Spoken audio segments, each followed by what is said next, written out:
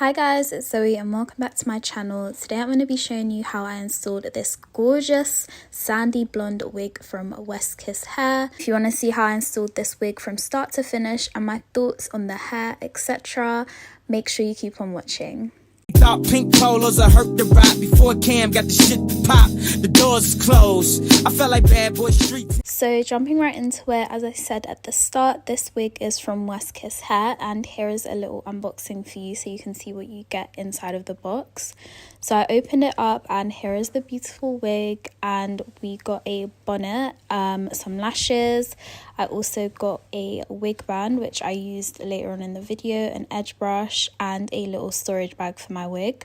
I got this wig in 24 inches, 13x4 lace and 180% density, and this is what the wig looks like straight out of the box. The color is just this beautiful sandy toned blonde. I can't even describe it to you guys. Like, it has very subtle highlights, and what I loved about this wig the most is that it came pre-curled, guys. Like, are you joking me?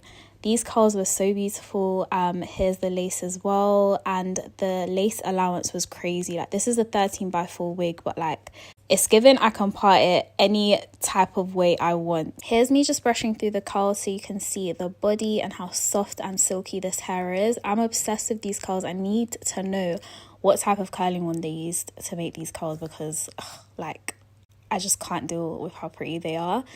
The hair is super silky. I didn't have to do anything to this wig, by the way, guys. All I did was plucked it. The hairline already came pre-plucked, but I like my wigs to be quite plucked, so I just did a little extra, and then that's all I did for the prep for this wig.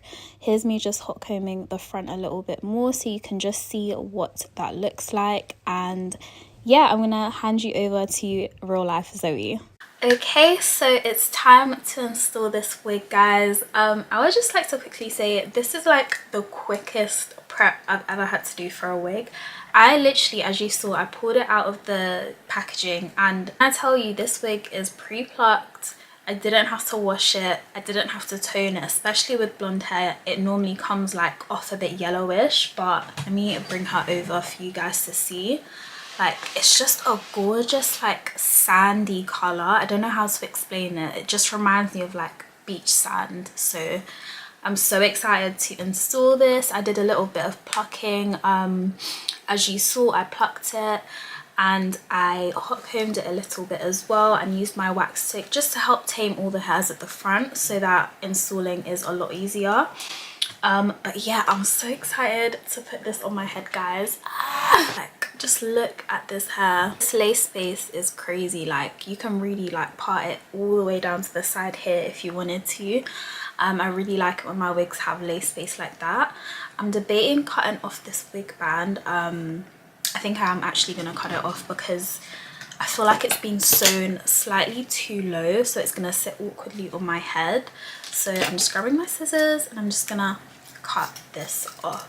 I'm now gonna take my old foundation. This is just the Born This Way foundation in the shade Spiced Rum, alongside a dense kabuki brush, and I'm just gonna tint the lace as I always do. You do want to be careful when working with blonde hair when it comes to tinting the lace with your foundation, because you don't want the shade of your foundation to leak onto the actual lace. You want to keep this as blonde as possible because otherwise the lace and the hair is going to end up looking dirty and wiggy. So you want to be very careful, use light pressure and really just tint what you need to tint. Now that I've tinted the lace, it should look something like this. As you can see, we've got a nice little shadowy skin tone going on, and as always, I always take my lace tint from sort of around just before where the hairline is and a few inches behind the hairline, just so that we get the lace tint on the areas that we plucked. I don't bother going all the way down the wig cap. Now that we've done all of our prep, it's time to put the wig on, and I can't wait.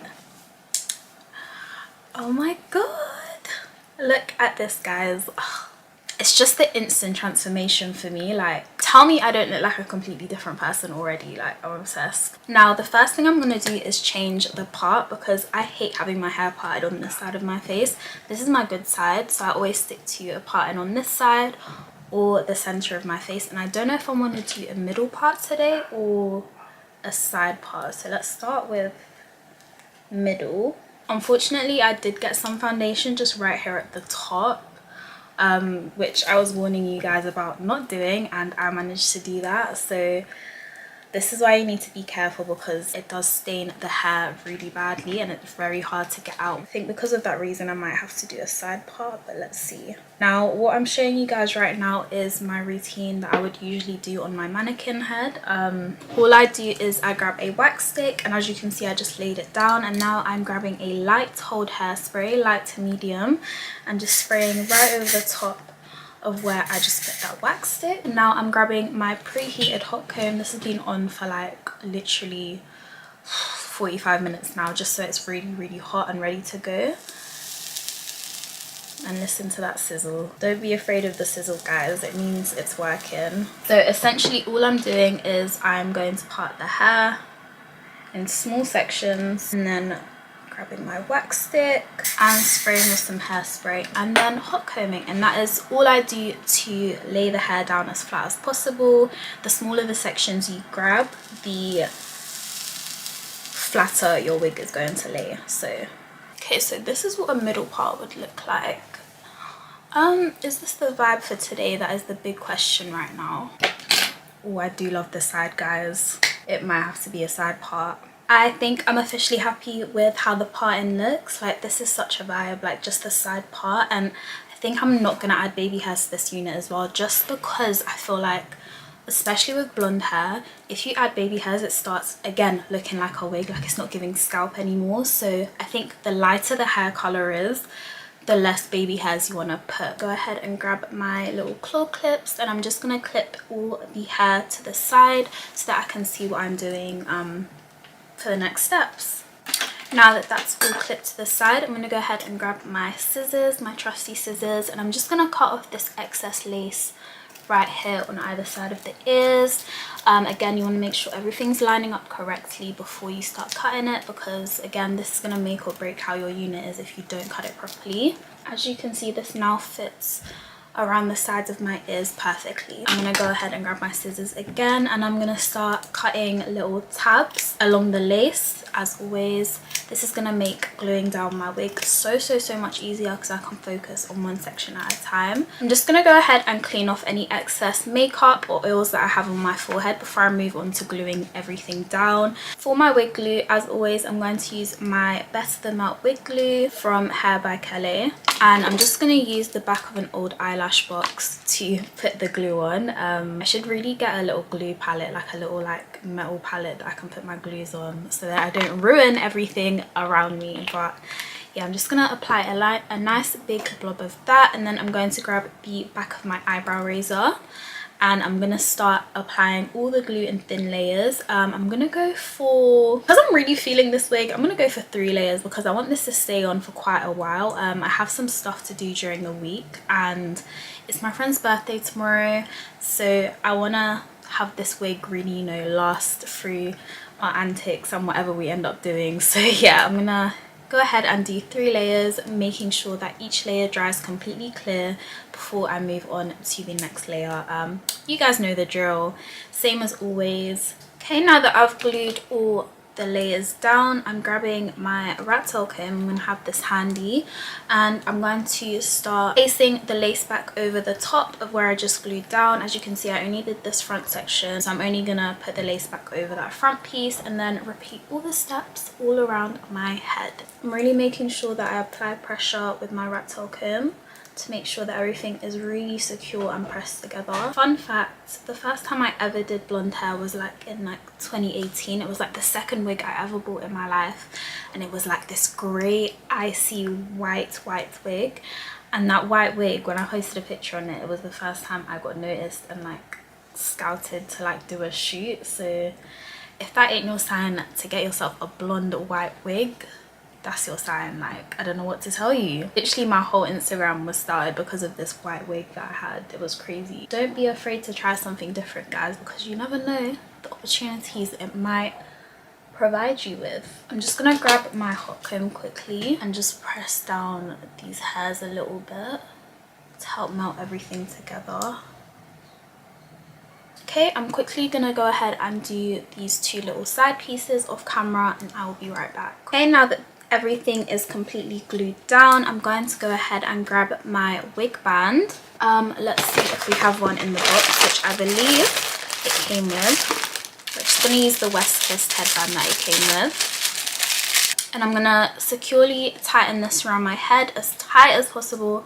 If my ears aren't throbbing by the time it comes to taking this off, that means it's not tight enough. So you really want to make sure that this is as tight as possible. Okay, and I'm going to leave this to marinate on my head for about 10 minutes. I'm going to go on TikTok for a little bit, you know the drill, and I'll be back in 10 minutes. Okay, so it's been about 10 minutes and I'm going to take my wig band off now. Okay, now that that is off, we are ready to start cutting this lace. So I'm going to, as always, grab my eyebrow razor and I'm going to start cutting the lace because we cut these little tabs, as I like to call them, in our lace. It's going to be way easier to cut as well, and you can focus on one section at a time. So I'm gonna go ahead and do that really quickly. I'm just gonna speed through this. Okay, now that the lace is cut, I'm grabbing the foundation brush I used earlier and just taking the leftover foundation that's already on there. I'm going to carefully press along the hairline, just on the edges of the lace where it's a little bit white and not blending properly,